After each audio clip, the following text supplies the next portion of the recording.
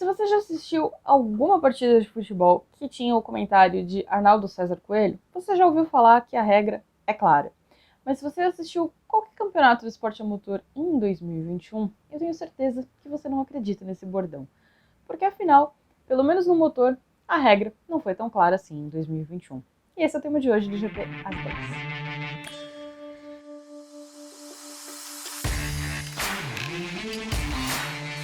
Seja na MotoGP, na Fórmula 1, na Fórmula E, na Stock Car, nem sempre as regras do esporte a motor são tão claras quanto parecem, ou quanto deveriam.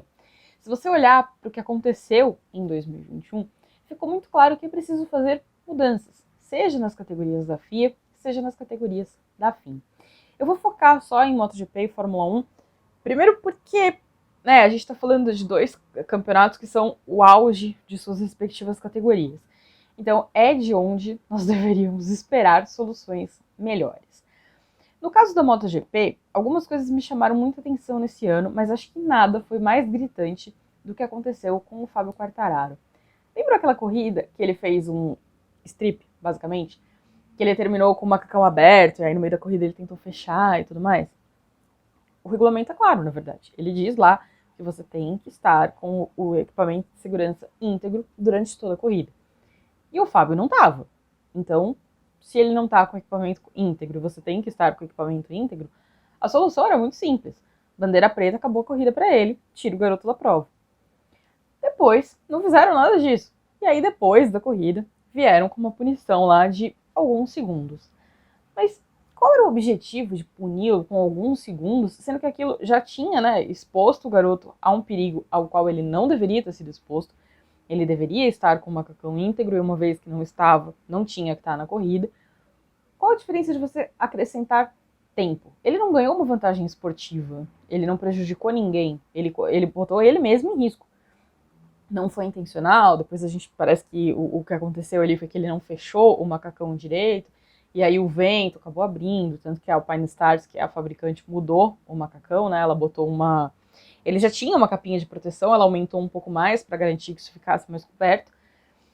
Mas ele não teve uma vantagem esportiva, então qual é o sentido de você puni-lo no tempo? Se o objetivo era simplesmente proteger a integridade do piloto, então o que tinha que ter acontecido era ele ter sido excluído da corrida imediatamente. Isso não aconteceu. Mas se tem um lugar onde a regra da FIM é constantemente questionada, esse lugar é a Moto3. E por quê? Porque eles são as pessoas mais rebeldes do pedaço. Os menininhos da Moto3, eles têm um probleminha de comportamento. Não adianta pressionar, não adianta ameaçar, dizendo que não, vou criar aquele formato de classificação que vai um para a pista por vez, aquilo que seria um pesadelo para todo mundo que assiste. Não adianta nada disso, porque eles continuam fazendo a mesma coisa. Então o tempo todo tem um questionamento de quando que eles vão endurecer as regras, ou quando que eles vão passar a aplicar as regras. Nós vimos esse ano que eles, o único momento em que eles efetivamente reforçaram as regras foi com a suspensão do Denis Unchu por 2 corridas, porque o Denis acabou sendo ali o causador de um acidente muito feio em Austin, e aí ele colocou todo mundo em risco, ele cortou a frente de um piloto, esse piloto caiu, derrubou um monte de gente no meio do pelotão, foi um acidente perigoso, então ele acabou sendo punido com uma suspensão de 2 corridas. Mas no resto, a gente tem sempre aquilo, faz uma volta longa, faz 2 voltas longas, tem o tempo cancelado. Isso não educa os pilotos, porque se educasse eles não estariam mais fazendo isso, já que é um tema recorrente há muito, muito tempo. Então a gente sabe que é um campeonato que exige um olhar diferente para o regulamento. E no caso da moto, ainda mais, porque a gente está falando de uma categoria, é claro que Fórmula 1 também é perigosa, mas se a gente olhar os índices de acidentes e inclusive de fatalidades, especialmente em 2021, acho que fica claro que a gente está falando de um esporte impressionantemente mais perigoso. Então é onde as regras deveriam ser reforçadas e é onde o regulamento deveria ser igual para todo mundo. Nos 2 campeonatos a gente viu aí um debate sobre os limites de pista.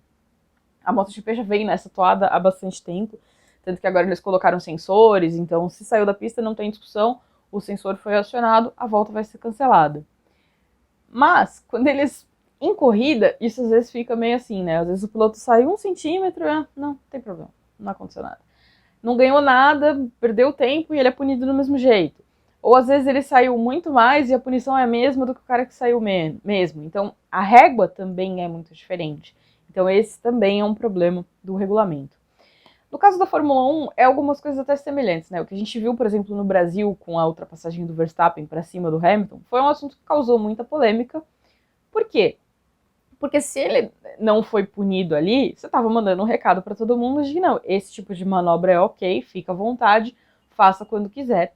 O que acaba sendo problemático, não só para a Fórmula 1, mas também para a molecada que vem de baixo, né, das categorias menores, porque eles também podem reproduzir esse tipo de comportamento. Depois a gente viu o caso do brake test, né, que ele fez com o Hamilton ali em Abu Dhabi e teve uma punição pequena, né, pro que ele fez era uma punição ridícula. E aí, logo na corrida seguinte, foram falar com o Lando Norris e a declaração dele foi assim: qualquer coisa eu faço um break test, só pune com 10 segundos. É esse o exemplo que os comissários querem mandar? Sem contar o desfecho do campeonato, né? Não quero falar de mérito, quem merece mais o título, quem não, porque acho que qualquer um dos dois que ganhasse na Fórmula 1, o campeonato estaria excelentemente servido. Os dois fizeram um campeonato maravilhoso e, né, qualquer que fosse o resultado, estaria perfeito. Mas isso não muda o fato de que não era necessário ter feito aquela confusão. Porque a impressão que dá, e aí na MotoGP e na Fórmula 1, é que o próprio fiscal não conhece o campeonato, que ele não conhece o regulamento, que ele nunca leu o regulamento. Eu já vi o regulamento, não sei se todo mundo já teve essa oportunidade, mas o regulamento é bem grande. Então eu imagino que, né, ok, decorar tudo aquilo não deve ser exatamente tão fácil. Mas considerando que não é uma só pessoa que tá ali, né, que é um grupo e tudo mais, de repente eles precisavam se ajudar um pouquinho. Na MotoGP, quando eles colocaram um ex-piloto ali, todo mundo falou, agora vai, né, porque, né, Fred Spencer tá lá, então agora beleza. Alguns pilotos questionaram, o Fred já tá parado há muito tempo, precisava de alguém que tivesse mais experiência, porque ele vai entender a posição dos pilotos e tal, mas também não mudou muita coisa. Mas é um grupo permanente. E é sempre, né, basicamente ali as mesmas pessoas que estão envolvidas nesse negócio. Fred Spencer tá sempre, Mike Webb tá sempre, tem as pessoas que são fixas ali, e tem alguns membros mutantes. Na Fórmula 1, os comissários pilotos mudam com mais frequência. Então tem sempre esse debate, precisa ter um grupo fixo, precisa ter um grupo que não seja tão fixo. Eu acho que isso independe, porque eu acho que se fixo ou não, se não conhecer bem o regulamento, se não souber ali qual é o limite da interpretação da regra, não vai mudar muito. Mas o grande problema é que talvez precisem olhar para essas regras e interpretarem ela da maneira correta. A MotoGP tomou uma medida alguns anos atrás que eles mandaram tipo uma ficha para os pilotos explicando, olha, essa manobra, como você puniria? Essa manobra, como você puniria? Para que eles ajudassem a dar um termômetro, né? Para que eles ajudassem a fazer um código que permitisse que todo mundo fosse punido pela mesma ação, da mesma maneira. Ajudou um pouco? Talvez, mas não resolveu os problemas. Então, se tem uma coisa que ficou muito clara em 2021, é que é preciso olhar também para o que acontece nos bastidores. Porque não adianta Honda, Yamaha, ou Mercedes, ou Red Bull, ou quem quer que seja, tá sempre em busca daquela, né, inovação, daquela performance, os pilotos estarem sempre, né, procurando se desenvolver, procurando estar no melhor da habilidade deles, se quem trabalha nos bastidores também não faz a mesma coisa. Então acho que é importante que FIM e FIA olhem para si mesmas, né, olhem para os erros que foram cometidos nesse ano e busquem uma maneira de se aprimorar. O caso da Fórmula 1 foi especialmente polêmico, porque foi um campeonato muito mais marcado por polêmica, porque a gente teve um campeonato, né, que os dois protagonistas brigaram o ano inteiro. Na MotoGP foi um pouco mais discreto, porque não tiveram tantos combates diretos entre os dois protagonistas do campeonato. Foi uma coisa que passou mais despercebida, mas acho que o caso da Fórmula 1 ficou especialmente claro que a situação do Michael Masi está um pouquinho complicada, né? Ele está sendo alvo de Deus e todo mundo, e justificado, né? Não tem muito como passar pano para ele, não, porque ele cometeu erros, e ele cometeu erros na final, e ele tomou decisões que as pessoas não entenderam. Não tô falando de as pessoas, o fã que tá em casa, ou o jornalista que tá trabalhando, os próprios pilotos não entenderam as decisões dele, né? Então, se quem tá lá não consegue entender, para quem tá de fora fica muito pior. E são eles que especialmente têm que entender, porque são os pilotos que têm que se adaptar à regra do jogo. Então, acho que essa é a grande lição de 2020. A regra não é tão clara assim, e ela tem causado muita confusão. Então alguém precisa ir lá e esclarecer a regra. Me conta aí o que vocês acham e a gente se vê na semana que vem. Valeu!